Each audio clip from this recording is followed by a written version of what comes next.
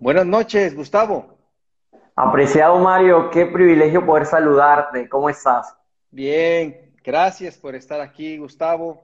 Sé que estás muy ocupado, sé que tienes una agenda muy apretada, sé que son fechas familiares, pero en este encierro voluntario forzado, realmente que no hay mejor manera de pasar las noches que con reflexiones que nos ayuden a formarnos como mejores emprendedores y personas que queremos salir adelante aún en medio de la adversidad. Así que yo te doy las gracias, Gustavo. Para los que apenas se van conectando, nosotros intentamos cada semana tener, especialmente intentamos que sea a veces los jueves, pero como es Navidad, Nochebuena, etcétera, decidimos adelantarlo un poco y eventualmente hacer pues esto que llamamos live, que son entrevistas con personas que yo primero que nada respeto muchísimo, que conozco y que tienen una trayectoria relevante, sobre todo en el aspecto de la escritura. Personas que han escrito libros, personas que también son conferencistas que ayudan a muchas personas, a veces del área de la industria a la cual me dedico, que es el network marketing, o bien del emprendimiento en general. También hablamos de otras áreas de la autoestima, hablamos de la parte nutricional, hemos hablado de muchos temas que tienen como objetivo enriquecer al ser humano. Y en esta ocasión, para mí es un privilegio estar ante probablemente uno de los mejores conferencistas, inspiracionales, coaches humanos, una persona que su propia vida es una inspiración para propios y extraños, que deberían y deberán de, si cuando lo conozcan en esta entrevista, seguramente seguirán y creerán y que, querrán profundizar en su obra, en sus eventos, en sus libros, en todo lo que él crea, porque verdaderamente es una persona muy buen ser humano y sobre todo persona que enriquece mucho la vida de quienes están cerca de él. Gustavo Henao, muchísimas gracias por estar en este live. Muchas gracias. Mario, para mí es un gran privilegio. Desde el primer momento en que supe que iba a compartir contigo, pues para mí hay un sentimiento de gratitud profundo por el respeto, la admiración, el aprecio que te tengo. Así que estar compartiendo a la distancia, que a pesar de que hay una distancia enorme, pues estos medios nos permiten sentirnos también cerca. Obviamente nada se puede comparar con ese afecto, ese abrazo, pero poder mirarte y aunque sea a través de una pantalla, compartir algunas palabras contigo y con toda la gente de tu comunidad, para mí es un gran privilegio, así que es una honra para mí. Gracias, Gustavo. Amigos, les recomiendo muchísimo, aunque esto queda grabado, pero como los partidos de fútbol, pues nunca es igual si no es en vivo. Así que yo les invito a que empiecen a comentarlo con todas aquellas personas que conozcan que le tengan miedo al rechazo. Si conocen a alguien de puritita casualidad que le tenga miedo al rechazo, y no hablo solamente del tema del emprendimiento al que nos dedicamos, al emprendimiento en general y a toda actividad humana en la que tememos que otras personas no acepten o no aprueben o no aplaudan lo que hacemos y creemos, diles que se conecten. Recuerden que propiamente estamos en un ambiente prenavideño y que es el momento de realmente aprovechar estos tiempos para reflexionar. Gustavo, muchas personas que te están viendo no te conocen. Me gustaría empezar por tal vez la pregunta más compleja, pero también la más obvia. Y esto es, ¿quién es Gustavo Henao? Mario, bueno, primeramente soy colombiano, voy a empezar por allí, mi nacionalidad, yo soy colombiano, tengo algunos años viviendo en Venezuela, pero mis padres son colombianos, yo soy colombiano. En Colombia nací en un pequeño pueblito llamado Pácora Caldas. Tuve que mudarme a muy temprana edad, mis padres me sacaron de ese lugar a una edad muy temprana porque nací con labio y paladar hendido bilateral. Al decir bilateral quiere decir ausencia de labio, de paladar en el lado izquierdo, lado derecho. No tenía paladar, no tenía colgante faríngeo, todo lo que ustedes pueden ver en este momento es totalmente reconstruido. Fui sometido a más de 20 procesos quirúrgicos para que me cerraran el paladar por partes y me hicieran delineación de labio. Obviamente yo no hablaba bien. Lo más retador para mí era poder hablar, poder comunicarme, alimentarme era pues muy difícil, sobre todo en esos primeros años. Ah, y para poder entonces engranar entonces quién soy, literalmente pudiese decir que un hombre que convirtió una debilidad en su mayor fortaleza. Alguien que no podía hablar, pero que hoy quizás no podría hablar con las palabras perfectas, pero sí hablo con el corazón. Por muchos años guardé silencio, así que hoy cuando tengo la oportunidad de que mis palabras sean pronunciadas y se escuchen, entonces no quiero guardar silencio. Perfecto. Pues es una de las razones por las cuales Gustavo ha tenido tanto impacto, en el sentido de, eh, es muy fácil subirse a un escenario o escribir libros y decir, no, pues supera el rechazo, ¿no? Pero cuando ves a Gustavo en su presencia, que su vida es la manifestación misma de superación de ese elemento, porque seguramente cuando estabas niño, según lo que narras en tu libro, que lo tengo digital aquí en el celular, no lo puedo mostrar porque no lo tengo aquí físicamente, pero Gustavo, hablabas en tu narrativa de tu historia que durante pues la escuela, tu niñez y todo, tenías pues muchos comentarios hirientes, a veces pues de los niños, ¿no? Y todo eso. ¿Eso te afectaba de niño? Muchísimo, muchísimo, Mario, y no solamente me afectó de niño, o eso fue una herida abierta que me acompañó durante muchos años. El peor día de mi vida para mí, Mario, era el primer día de clases. En Colombia, pues está la costumbre de que la maestra el primer día de clases, ella se para enfrente y acto seguido manda a llamar a cada niño para que se pare enfrente también Y se y diga presenta. su nombre, exacto, su nombre, cómo se llama su mamá, su papá, dónde vive, lo más básico, como para crear ese ambiente familiar dentro del aula. Mario, para mí eso era la tortura más grande, o sea, yo sabía que en el momento que yo pasara a hablar, inmediatamente comenzaban las burlas, el rechazo, y de alguna manera, pues no adrede, no era una maquinación del corazón de los niños, pero los niños no tienen filtros, muchos de No, ellos también obviamente van a ver que hay alguien muy diferente frente a ellos, que habla distinto, que se ve distinto, que tiene heridas, que tiene cicatrices y que aparte habla muy gracioso. Entonces los niños no van a poner un filtro. Obviamente habían varios tipos de niños, porque están los que no tienen filtros, están también los que fueron educados de manera tal donde la burla, el señalamiento, el hablar de forma despectiva ante alguien que se vea diferente era normal en casa. Eso es lo que ellos replican y eso era lo que yo recibía. Hoy por hoy lo puedo decir de esta manera, lo comprendo, hay una madurez, pero en mi mente infantil no lo había. En mi mente infantil lo que había era rechazo, soy diferente, no entro en este lugar, no soy, quiero aprobación, quiero sentirme aprobado y obviamente ese anhelo de aprobación, ese querer sentirme aprobado, aceptado, me afectó muchísimo. Yo siempre le digo a mi esposa, y eso no como, y creo, y lo compartí incluso en una conferencia que está por allí. Yo no recuerdo un solo día de mi vida, Mario, que yo no haya visto rechazo, que yo no haya sentido rechazo, que no me hayan rechazado. O sea, yo no lo recuerdo. Siempre le digo a mi esposa, probablemente lo haya vivido, pero no lo recuerdo.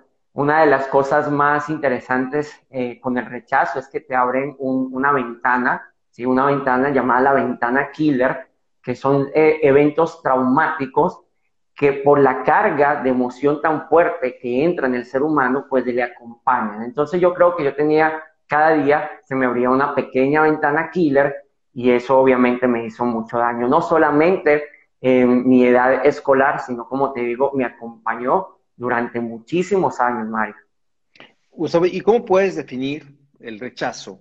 Porque evidentemente el rechazo que era sometido era un aspecto propiamente pues del físico, de lo que se veía, ¿no? Y de también de una, digamos, una falta de criterio de un niño, pero hoy en día, a adultos, a personas que decidimos, en este caso, lo que nos dedicamos al emprendimiento de redes de mercadeo, somos sometidos, por lo menos no hay alguien que no, que se diga profesional, que no haya sido sometido a burlas, a cuestionamientos, a menospreciaciones y Claro. evidentemente rechazo sobre nuestra oportunidad.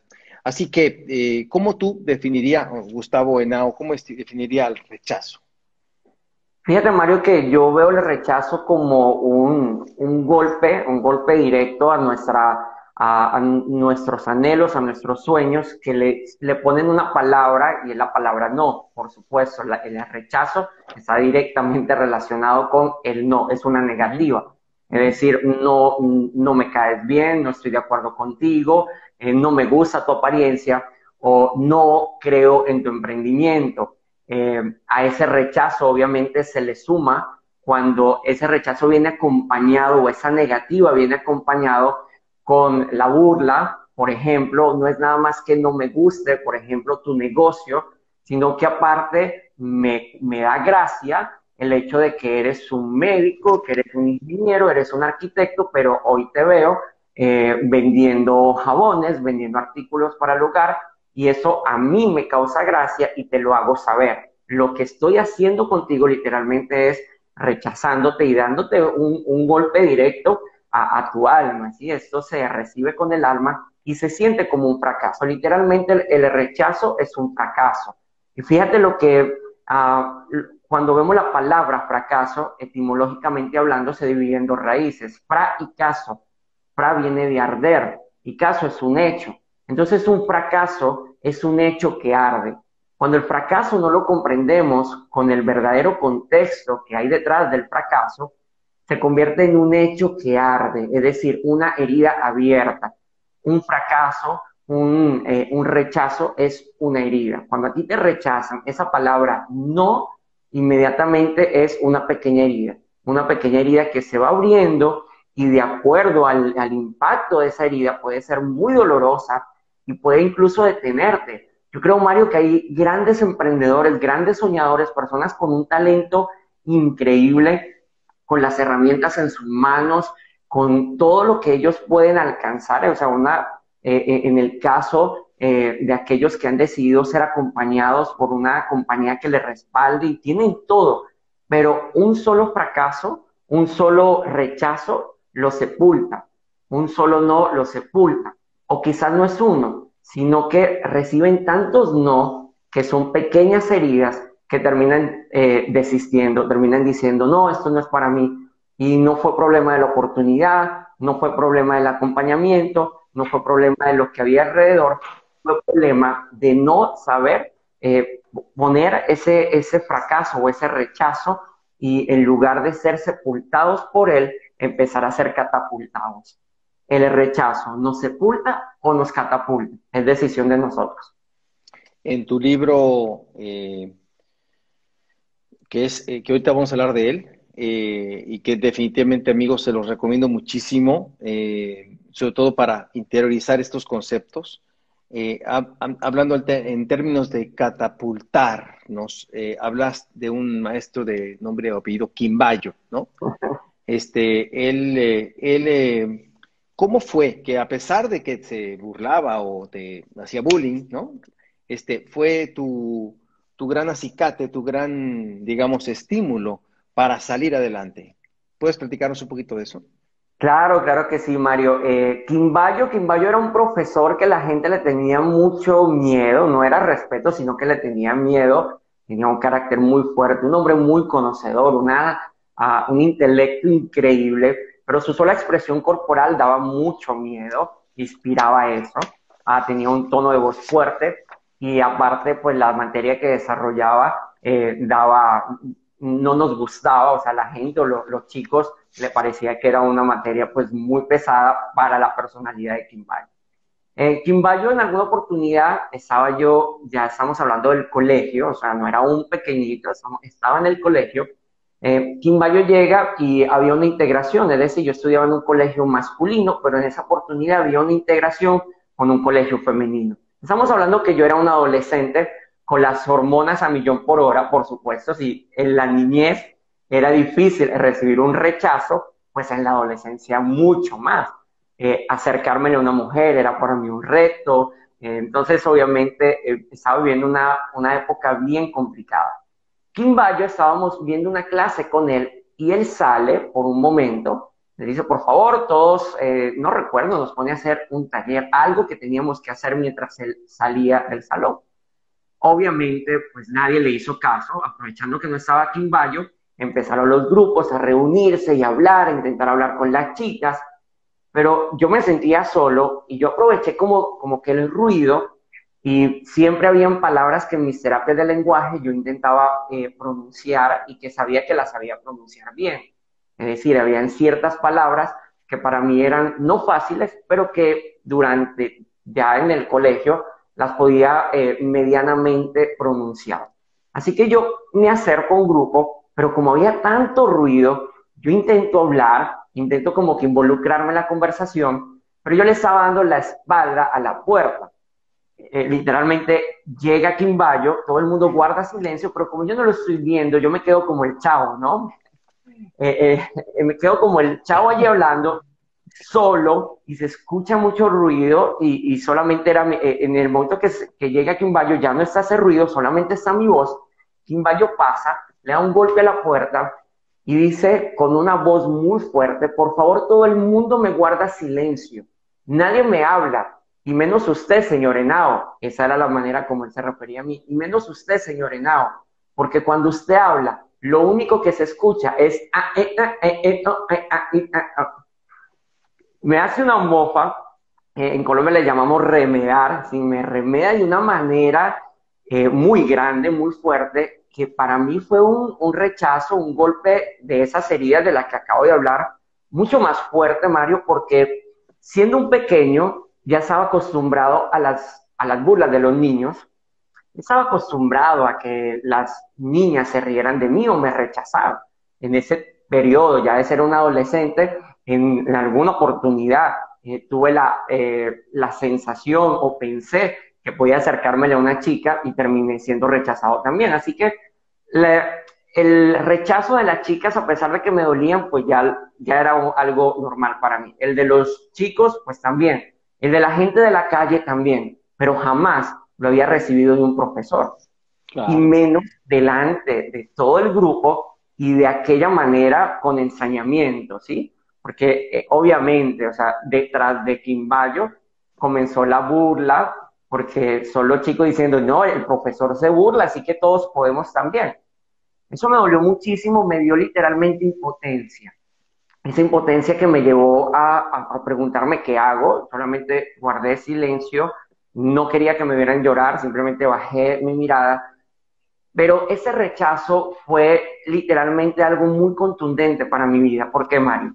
En ese periodo de la adolescencia, te acabo de mencionar que he hecho terapias de lenguaje toda mi vida. Hoy por hoy yo sigo haciendo terapias de lenguaje porque hay palabras que todavía me cuestan pronunciar y yo tengo que estudiarlas y practicar. Por ejemplo, para mí decir la palabra perspectiva, aunque hoy la pronuncio y la pronuncio bien, yo tengo que verla en mi mente para poder pronunciarla. Decir Interesante. constante, yo tengo que para la N y la S la tengo que ver. Ahora, en ese periodo de la adolescencia, mis terapias de lenguaje, ya literalmente, Mario, yo no quería continuarlas porque estoy hablando de que toda mi vida haciendo terapias con la promesa de mi fonoaudióloga, de mi terapeuta de lenguaje, que un día hablaría perfectamente bien. Pero yo era un adolescente y llevaba toda mi vida, desde que tengo uso de razón, haciendo terapia de lenguaje todos los días y yo no veía mayor avance. Lo único que veía era burlas y burlas y burlas por mi manera de hablar. Así que llegó un momento donde mi mamá me dijo lo siguiente. De pequeño, mi mamá, mi papá y mis dos hermanitas se sentaban conmigo a hacer las terapias. Yo nunca sabía que eran terapias. O sea, para mí era un juego. Eran juegos, teníamos que soplar una pluma, teníamos que hacer una pluma, en México le dicen pluma bolígrafo, pero Sí, sí sí, una sí, sí. pluma.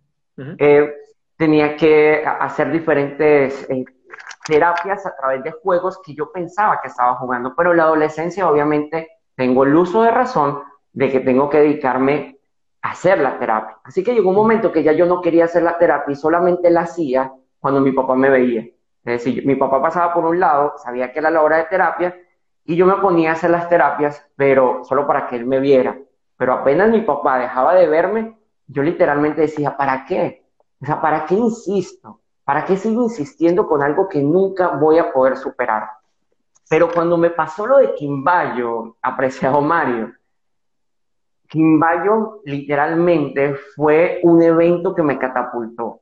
Porque cuando ya yo tenía que hacer terapia de lenguaje y sentía como que ya no quiero hacerla más, como que esto no va a servir de nada, ¿sabes quién se me venía a la mente así como si fuera una figurita en 3D pequeñito hablándome? Quimbayo. O sea, yo escuchaba la voz de Quimbayo diciendo, usted, señor Henao, guarde silencio porque cuando usted habla, lo único que se escucha es ah, ah, ah, ah. Y dentro de mí se encendía una llama que yo decía, no, ya va, ese no soy yo. Yo lo voy a lograr, yo tengo que demostrarle a Quimbayo y a cualquiera que piense que nunca voy a poder hablar bien, que sí lo voy a hacer. Y por un momento fue una catapulta. Pero fíjate que ese tipo de catapulta, en el caso de Quimbayo, tiene que ser por un instante.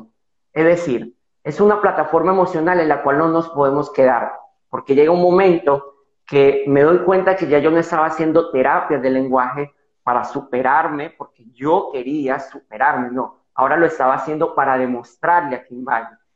Quiere decir entonces que comprendí que aunque fue un evento que me catapultó, no podía continuar mi vida pensando en Quimbayo como un aliciente para crecer. Sencillamente me ayudó en algún momento y listo, tenía que superarlo. Hoy por hoy, pues Quimbayo se convirtió en parte de mi libro. Por allí escribo Supera tus Quimbayos, porque todos tenemos Quimbayos. En mi caso fue un profesor, pero los emprendedores tienen Quimbayos, la familia que se ríe por su emprendimiento, los socios que estaban con ellos en su equipo y de repente terminaron retirándose y se convierten en pequeños eventos donde el rechazo surge en nuestra vida. Wow. Me vi toda la escena. La vi aquí. ¿No lo has vuelto a ver? Aquí en Bayo. No, nunca. Y fíjate que yo recuerdo, no sé si te acuerdas, Mario, nosotros nos vimos en una convención en Cali. Ujú. Yo recuerdo perfectamente esa convención, allí tuve el Ujú. privilegio de conocerte, Sí, recuerdo gracias. todo el momento, pero traigo esta convención porque yo recuerdo que al ser una convención muy grande, mi esposa ese día, ella me pregunta, me dice, amor, ¿tú nunca, qué pasaría? Porque no solamente era esa convención, tenía varias convenciones y varias conferencias en Colombia y mi esposa me pregunta, amor, ¿qué pasaría si te encuentras aquí en Valle? ¿Qué pasa si por cosas de la vida tú estás hablando y se acerca una persona, tú Y te piensas que es una dice, foto, yo soy sí. Quimbayo? ¿Qué harías tú? ¿Qué le dirías? Yo recuerdo, yo le dije, mi amor, yo tengo que darle un abrazo, tengo que decirle gracias, Quimbayo. O sea, tiene Quimbayo, mira, gracias a ti, miles de personas han superado sus Quimbayos. Quizás no le diría esas palabras exactas, pero hoy por hoy, el sentimiento que antes había de frustración, de odio incluso, de rencor hacia ese rechazo, se convirtió en un sentimiento de gratitud. Cuando tú comprendes la verdadera esencia que hay detrás del rechazo, cuando pasan los años, miras hacia atrás y ves esos rechazos con gratitud. Tú dices, menos mal me rechazaron, menos mal no creyeron en mí, menos mal, porque eso formó mi carácter, eso formó lo que yo soy. Así que no he visto a Quimbayo, pero me encantaría algún día volver a verlo. Y todos nos gustaría muchísimo ver esa escena. Este, em, yo, cuando empecé mi proyecto de redes de mercadeo, em, la primera persona que le dije, recuerdo perfectamente, yo estaba en la parte de atrás de un auto, se bajan unas personas, nos quedamos solos, él y yo, esperando a que que iban por unas cosas a una casa y le digo yo, Pancho, yo no tengo Quimbayo, yo tengo otros nombres, Otro y le no. digo, Pancho, ¿qué pasó? Me dice, tengo que hablar contigo porque te quiero, porque vamos, no sé, porque vamos a ganar mucho o vamos a hacer dinero o vamos a emprender juntos. Algo así le dije, ¿no? Una frase así emocionado, inocente. Y se voltea y me dice, ¿qué? Ya te invitaron a esos de la red, me dijo. Y empezó a reírse de mí. Y yo me sentí, de primera impresión es sentirme pues muy incómodo, me sentí tonto, o sea, tonto porque yo pues me parecía una persona con criterio y me sentí tonto en un momento me sentí tonto porque probablemente me sentí como ingenuo, como descubierto, como que alguien me descubrió en mi primer intento de invitarle y se burló y se rió. Y después me advirtió, la segunda parte del pros del paquete, del combo es, eh, después me río, la segunda parte es te advierten lo que te va a Ajá. pasar si sigues adelante. En aquel tiempo, evidentemente, hablo de 28 años, entonces no había internet, no había referencias, etcétera. Y yo recuerdo que me fui a mi casa con ese sentimiento, pero reflexioné muchas cosas, porque en el fondo, mi querido Gustavo, yo necesitaba que esto fuera verdad. Entonces, yo sé que cada persona es distinta. Yo le digo a la gente cuando me cuestiona o me dice, no, es que mi cuñado me dijo que esto no sé qué, y entonces yo mejor lo pensé bien y hay gente que no te dice qué pasó, pero sé que viene de un rechazo y Claro. cambian, ¿no? Entonces yo le digo, probablemente le digo, eh, pues tu vida haya sido muy cómoda, entonces probablemente no tengas esa necesidad emocional, pero yo necesitaba que esto funcionara. Entonces, evidentemente no fue así dogmático, sino que evidentemente profundicé, me profesionalicé, estudié, me preparé, me convertí en un Ah, profesional, fue un proceso, pero evidentemente todos tenemos un quimbayo, una primera arremedación, una claro. primera burla en algún momento, y no, aunque nosotros invitamos a las personas y tratamos de ayudarlas, en algún momento estarán solos con sus quimbayos y tendrán Así que es. enfrentarse. La pregunta, Gustavo, ¿hablas en tu libro las claves o el proceso para enfrentar ese momento inevitable de todo emprendedor? Sí, Mario, una de las cosas que yo identifiqué y así como tú estabas viendo la escena de Quimbayo, yo podía ver al mismo Pancho hablándote. Una de las cosas que hizo Quimbayo conmigo y que hizo Pancho contigo y que a todos nos ha ocurrido es el recibir etiquetas que terminaron formando nuestra identidad. Yo creo que una de las principales claves que nosotros debemos empezar a desarrollar para tomar, para que el fracaso no nos sepulte, para que el rechazo, perdón, no nos sepulte, sino que nos catapulte, es trabajar en nuestra autoimagen, ¿sí? Trabajar en nuestra autoimagen. ¿Cómo me veo? O sea, ¿cuál es la identidad que tengo?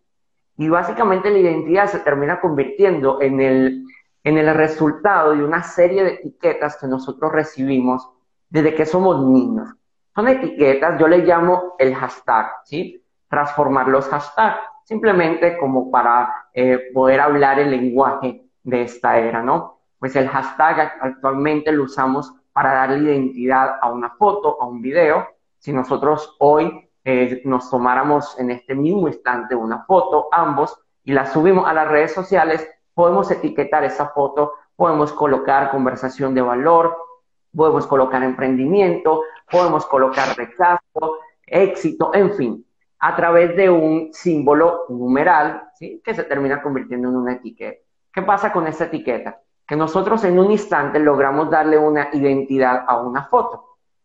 Así como pasa en esta era con un hashtag, desde pequeños a nosotros nos fueron colocando varios hashtags. Eso es algo que ni siquiera fue voluntario en muchos casos. Por ejemplo, la mamá viene a una visita y la mamá tiene 2 niños y cuando le va a presentar a los 2 niños a la visita, la mamá puede decir algo como, mira, él es pequeño, este es tremendo, hashtag tremendo, ¿sí? Una vez le Muy puse buena, muy buena. al grandecito, dice, bueno, él sí es un poco más tímido, mira, ven, saluda a la tía, porque él es más tímido, hashtag tímido. Eso fue de pequeño y vas creciendo, llegas a la escuela, no sé cómo es en México, Mario, pero en Colombia ocurre algo, y mis amigos colombianos que están acá conectados no me harán mentir, y es que en Colombia el asunto con la matemática es algo serio. O sea, alguien que pierda matemática, que no apruebe matemática, es un hashtag bruto. O sea, inmediatamente te ponen el hashtag de bruto, literalmente. O sea, perder matemática es darte una sentencia de fracaso en la vida. ¿Cómo es posible que perdiste en matemática? Entonces, perdiste matemática, no la aprobaste, te va otro hashtag. De repente fuiste a hacer tu primera exposición en la secundaria, en la prepa, como le llamen en México, vas a hacer tu exposición, pero se te olvida todo. El miedo escénico jugó en tu contra. Fue tanto así que cuando llegaste, estabas nublado, te pasó como aquel orador que una vez dijo, solamente Dios y yo sabíamos lo que iba a decir hoy. Ahora solo lo sabe Dios, porque a mí se me olvidó por completo. Te pasó eso y tu exposición salió tan mal que obviamente te ponen un hashtag y ese hashtag te dice que es imposible para ti hablar en público, que te pongan a hacer lo que sea, pero jamás hablar en público. Entonces, Sí. mira cómo esas etiquetas en el transcurso de nuestra vida fueron convirtiéndonos en el resultado de esas etiquetas, es decir, lograron definir nuestra identidad y nuestra autoimagen. ¿Qué pasa con esas etiquetas? Esas etiquetas empiezan a formar una coraza en nosotros donde necesitamos constantemente la aprobación. ¿Por qué a veces es tan difícil superar el fracaso, el rechazo? Porque quiero ser aprobado, necesito ser aprobado. Ay, tú colocabas en estos días algo, creo que fue ayer, hoy, no sé, pero hablabas algo acerca sobre grabar un video, subir un video en las redes sociales. Mario, muchos de los que están acá probablemente no se han atrevido a empezar a hacer lo que tú y yo estamos haciendo en este momento, hacer una conversación o grabar un video precisamente por la necesidad de la aprobación. Porque, y si me sale mal, y fíjate lo que tú decías, te sentías incómodo y me sentía muy identificado contigo, Mario. Ambos estamos acostumbrados la bendición que nos ha dado la vida de poder estar en escenarios multitudinarios y viajar por el mundo, pero no estábamos tan acostumbrados a ver un pequeño lentecito e imaginarnos a la cantidad de personas que pudiesen estar detrás de ese lente. Así que tanto para ti como para mí, pues se nos hizo difícil empezar a dar ese primer paso, a grabar ese primer video, a hacer ese primer live. Pero muchas personas ni siquiera lo han intentado porque tienen un anhelo de aprobación. Y ese anhelo de aprobación, por supuesto, va acompañado con no quiero ser rechazado. ¿Y eso de dónde viene? ¿De dónde proviene? De etiquetas. Algo que te dijeron, incluso hay etiquetas autoimpuestas, o sea, hashtag que tú mismo te estás colocando, que han logrado literalmente hacer una identidad, colocarte una identidad. ¿Y cómo se hace? ¿Cómo puedo transformar eso? Es tan sencillo y volvemos al ejemplo de la foto, Mario. Si yo quisiera, por ejemplo, la foto que tú y yo nos tomamos y yo digo, no, pues resulta que le puse unos hashtags que no me gustaron, voy a cambiárselo. ¿Qué tengo que hacer? Voy al botón de opciones, a los 3 punticos y le doy editar. Y cuando voy a editar, borro las etiquetas que no me gustaron y ¿qué hago? Le pongo etiquetas nuevas. Y de esa manera le estoy dando una nueva identidad a una foto. Asimismo, de una manera tan simple, en nuestra mente, asimismo en nuestra personalidad, tú decides, hoy mismo tú puedes decidir poner una lista en una hoja, colocar una lista de los hashtags que te han acompañado durante toda tu vida, que sabes que son negativos, y al otro lado, hacer una lista de otros hashtags que tú sabes que sí te pueden ayudar en lo que estás desarrollando. Si la gente te decía que era fracasado o en tu casa te dijeron, es que tú nunca terminas nada, es que tú eres un mediocre, entonces inmediatamente cámbialo, eres un campeón, eres victorioso, hashtag campeón. O sea, empieza a colocar los hashtags que realmente estén muy alineados a lo que quieres lograr. Ahora, Gustavo, yo siento que me parece una gran recurso lingüístico el etiquetar, reetiquetarme, pero creo que para que también, digamos, una parte de nosotros pruebe y la otra comprueba. Si yo Claro, digo hashtag, hashtag trabajador, hashtag comprometido, hashtag responsable, tengo que comportarme como esa etiqueta que me estoy poniendo, porque si o sea, puede ser, muchos lo pueden poner hashtag responsable, pero si sigo siendo irresponsable, claro. si no asumo ese hashtag en mi vida, no va a pasar nada por ponerme eso, ¿cierto?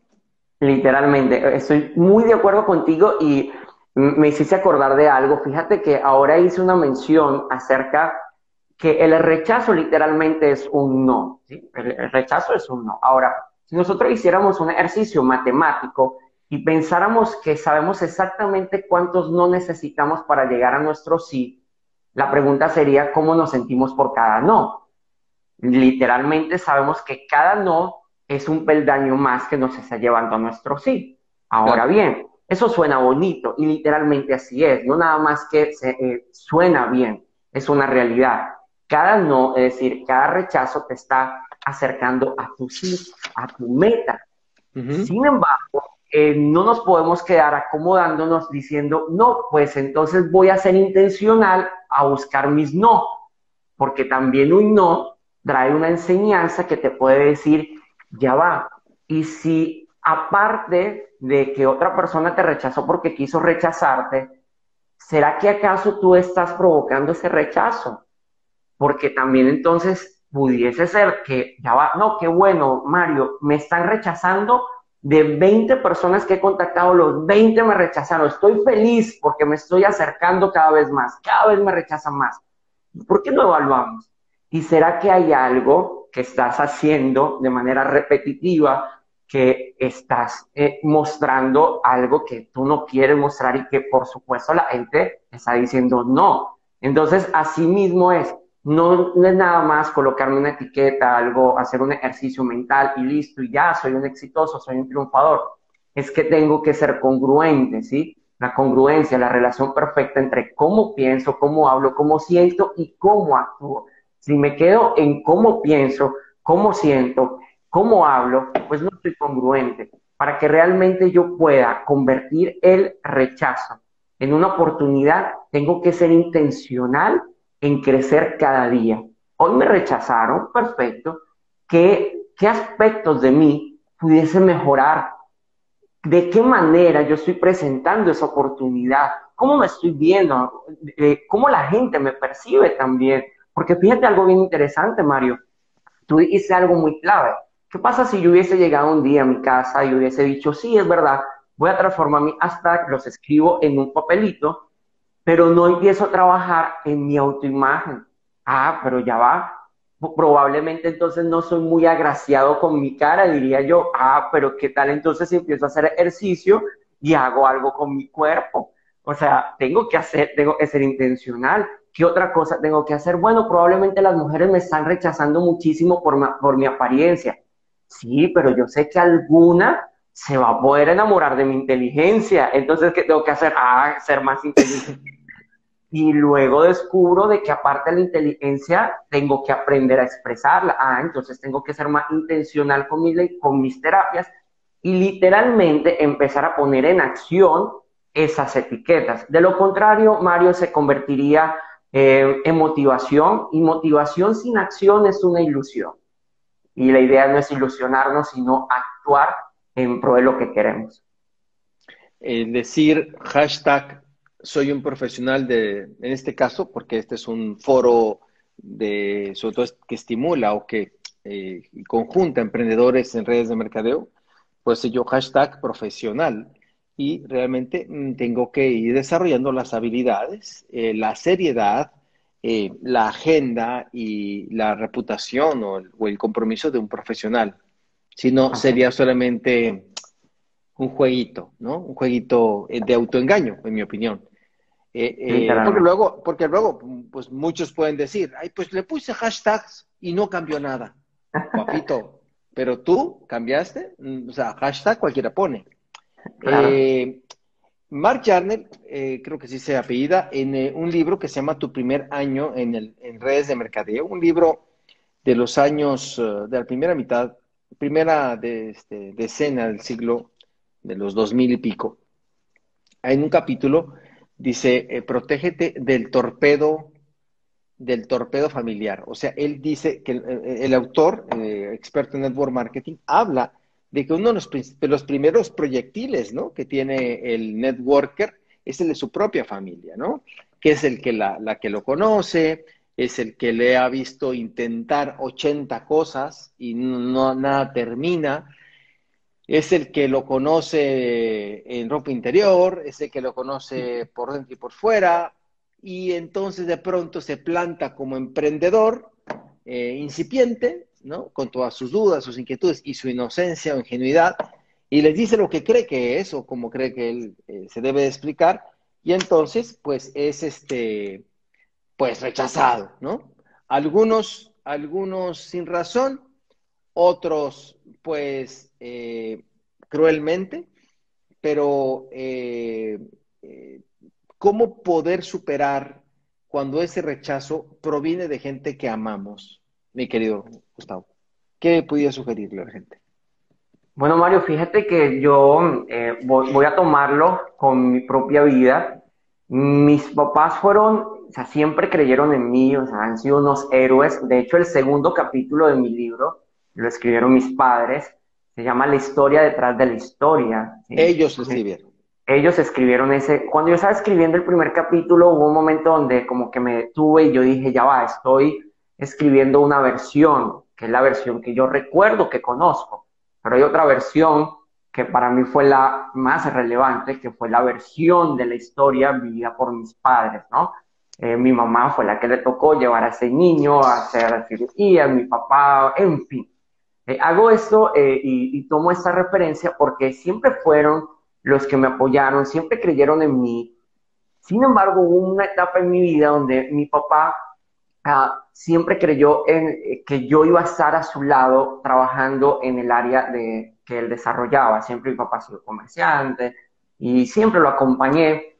Muchas de mis terapias de lenguaje ya en mi juventud las hice gracias a mi padre que me ponía a vender puerta a puerta y hoy por hoy lo veo como algo muy intencional, aunque no me lo decía en el momento, pero yo tenía que aprenderme discursos, yo tenía que aprenderme a pronunciar, no nada más aprender de memoria, sino aprender a pronunciarlo y lidiar con el rechazo típico, ya no nada más de mi apariencia, de mi forma de hablar, sino también de una oferta de venta, ¿sí? Ahora, llega un momento donde yo descubro que mi esencia no era vender en las calles con mi papá. Me doy cuenta de que si yo había logrado superar algo en mi vida, quizás, probablemente, mi historia de vida podía ayudar a transformar otras historias de vida. Porque hoy por hoy hablo de cicatrices, cicatrices de un propósito. Y mis cicatrices son externas, pero las cicatrices que más duelen son las cicatrices internas, esas heridas que nadie cuenta, que todo el mundo guarda silencio. Y a veces yo veo hombres de 40 años fuertes y se ven como todos unos hombres por dentro, pero por fuera, pero por dentro son pequeños de 8 años todavía muy heridos. Entonces, yo siempre en ese momento yo dije, no, yo quiero hablar, yo quiero inspirar, he guardado silencio por tanto tiempo que ahora quiero inspirar multitudes. En ese momento, quien siempre me acompañó, quien siempre me apoyó, vio una alerta, mi papá, y no lo hizo por maldad, porque hay que tomar ese principio, Mario, que muchas veces si realmente son las personas que más nos aman, muchas veces ni siquiera es porque no quiero lo mejor para ti o porque quiero que te vaya mal. Muchas veces ese rechazo proviene de un sentimiento de tanto amor que de alguna manera pretendo protegerte. Pero como ellos no tienen el conocimiento pleno de lo que tú estás desarrollando y lo que tú ves, entonces ellos dicen, yo prefiero que tú entiendas que eso no está bien. Y si la burla incluso me ayuda a lograr ese objetivo, pues la voy a aplicar.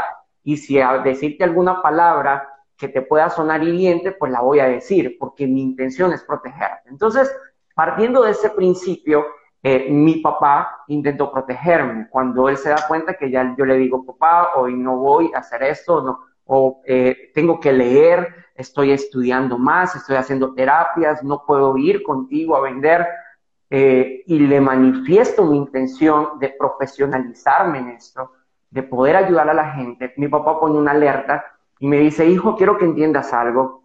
Nadie vive de hablar, nadie vive de ponerse a hablar así, eso es un hobby. Lo que la vida nos ha ayudado a nosotros en la casa, todo lo que yo hice para operar, que fue a través del comercio. Nosotros somos ente de comercio, estudia algo o que tenga que ver con, para la familia. De hecho, estudié contaduría, yo me gradué como contador con honores, Mario, nunca ejercí. Me gradué como contador, pero terminé convirtiéndome en contador de historias. Entonces, mi papá me Sí. alertó, me decía, hijo, no, esto es un hobby, no lo hagas. En ese momento yo comprendí algo y sería mi mensaje. Ama a tus padres, ama a tu familia, pero lucha por tus sueños. Es decir, el luchar por los sueños no le quita el amor hacia tu familia, hacia tus padres, hacia aquellos que hoy por hoy te están diciendo, quizás de manera despectiva, quizás con burla, quizás te has sentido rechazado por ellos, pero es gente que de alguna manera te ama. Entonces, ámalos tú también y lucha por ellos. Pero lo que no deberías estar haciendo es tratar insistentemente de convencerlos con argumentos. A tu familia que te rechaza, nunca la vas a convencer con argumentos, la vas a convencer con resultados. ¿Por qué te digo eso? Porque por mucho que yo me sentaba, Mario, yo me sentaba con mi papá y le decía, papá, mira este libro que estoy leyendo, mira, dale Carnegie. Comenzó el mismo sueño, yo le hablaba a mi papá de Carnegie, le decía, mira, Carnegie empezó a dar entrenamientos a pequeños grupos, papá, yo sueño esto, nadie creía en él, papá, y mira quién es Carnegie, yo le hablaba y me decía, digo, no, y por más que yo le decía argumentos y le sacaba historias, no creyó. ¿Cuándo creyó Mario? Cuando los resultados hablaron por mí. Hoy por hoy mi papá es uno de mis mayores fans.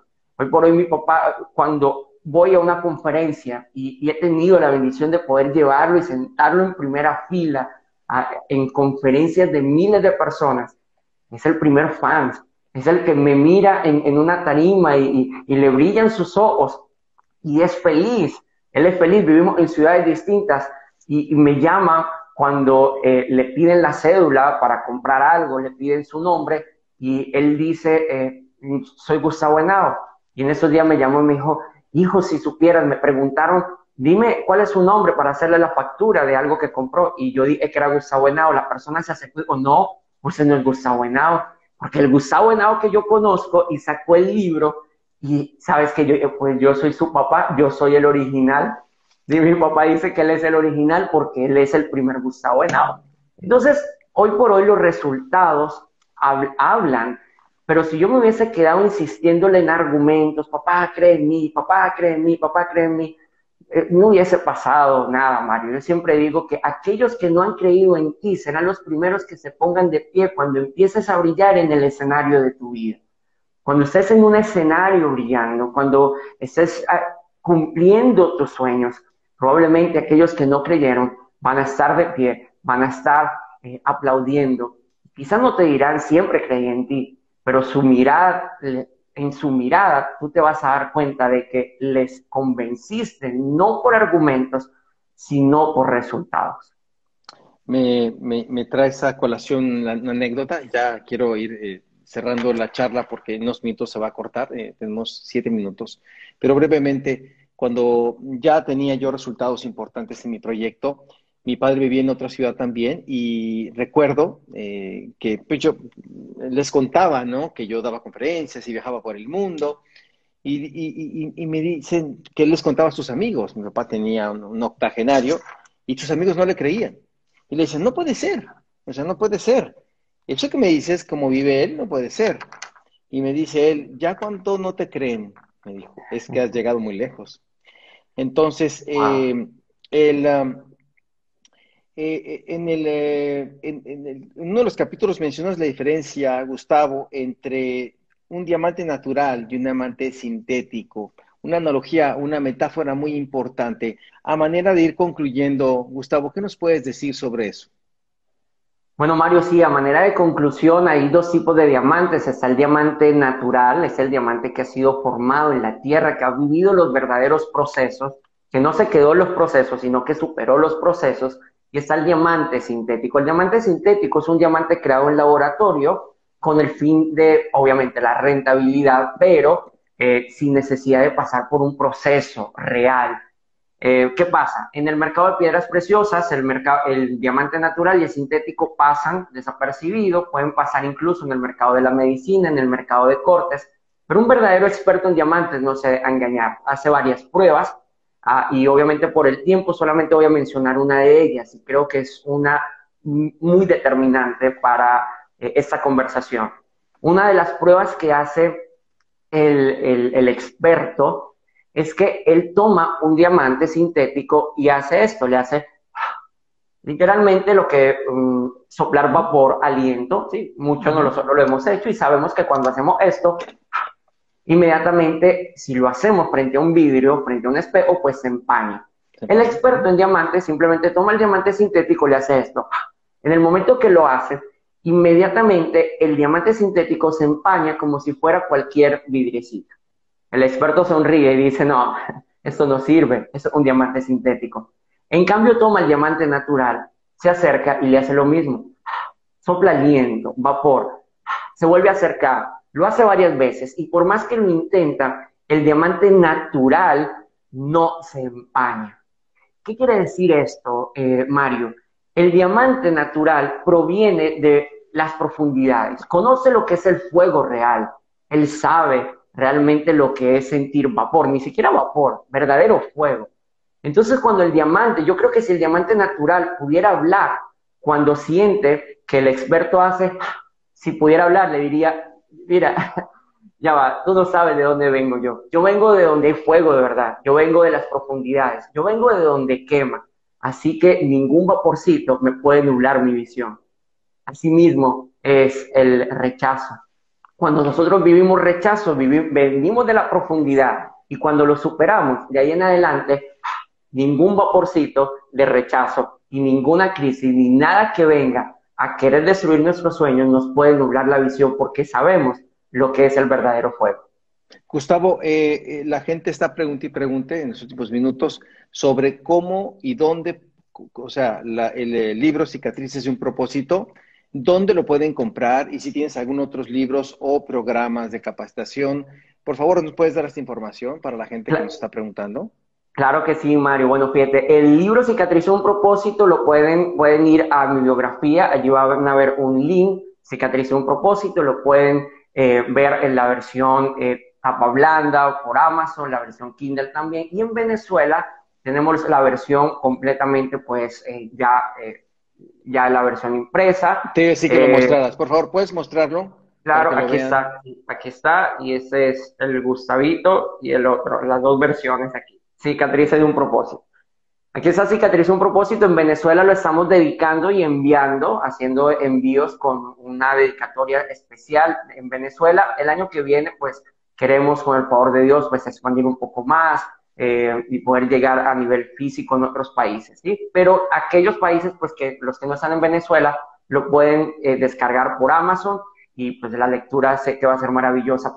Tenemos otro libro que sale en marzo, se llama Ser un Speaker de Influencia, un poco un resumen sobre mi programa llamado Certificación Speaker. En la Certificación Speaker lo que hacemos es entrenar para que tu comunicación sea cada vez más efectiva y puedas influenciar, no como un conferencista motivacional, que no, sino cómo puedes tomar herramientas de tu propia vida para compartir tu mensaje, para compartir tu emprendimiento y poder influenciar a más personas de manera genuina, pero profesional.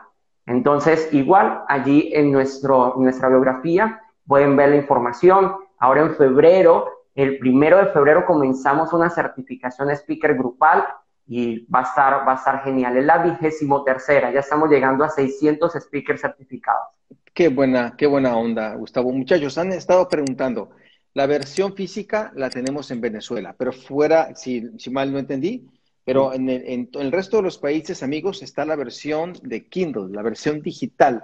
Sé que todos queremos la versión papel, pero en estos momentos se requiere pues toda una logística de distribución que en este momento, como dijo Gustavo, la va a ir desarrollando durante el año que entra, pero mientras eso yo les invito a que descarguen la versión Kindle, es mucho más barata, es inmediata y recuerden que lo que nosotros adquirimos es la información, no compramos papel, sino lo que está en ella. Se los comento también como autor de libros, la gente a veces, o sea, en todos los países nos piden libros y realmente yo les invito a que por una fraccioncita del costo original, lo tengas de inmediato y cuando ya el libro esté físicamente, seguramente Gustavo nos va a, pues, a avisar. Gustavo, no dejo esta puerta abierta para otra ocasión.